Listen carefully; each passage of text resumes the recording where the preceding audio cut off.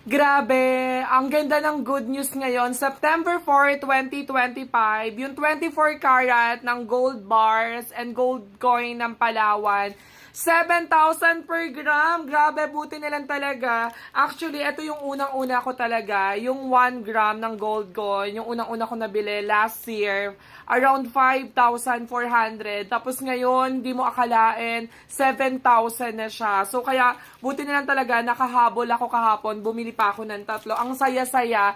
And ito ha, kasi maraming ito, inuulit ko lang, ito, kinover up lang o kinover lang to ng Palawan. So, nagkaroon na ako ng idea, yung paggagawa nila ng gold, galing lang ito sa mga 24 karat, yung parang hindi na nakuha yung subasta, may nakausap kasi ako. So, ngayon, ginawa nilang ganito. O, diba? Ang talino talaga nila. Kung noon, sanlaan lang, ngayon talaga gumagawa na rin sila ng ganito. At saka, ito po, malalaman natin kung talagang nagsasabi sila ng totoo. Siyempre, gusto ko maging honest sa lahat ng followers ko dito kasi nag-gold series na tayo.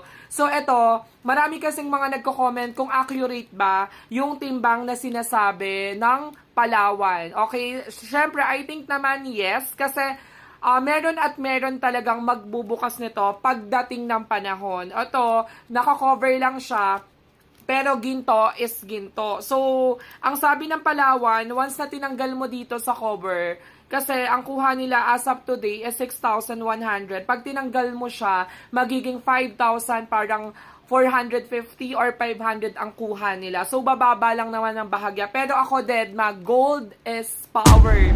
Gold is gold. So, eto, meron tayong timbangan. O, diba? O, napabili rin ako ng timbangan. So, eto talaga, magandang timbangan to. So, magkakat tayo para malaman natin kung tama ba yung sinasabing timbang dito. Nako, Palawan ha. So, first time siguro tong gawin at ako pa lang ang gagawa nito. Tapos gagawa rin ako ng mga mini video natin dito kay TikTok para isanla naman natin talaga sa iba't ibang sanlaan. So, ganoon kasi, syempre, yung mga basher, minsan sila pa yung kadalasan walang pambili ng gold.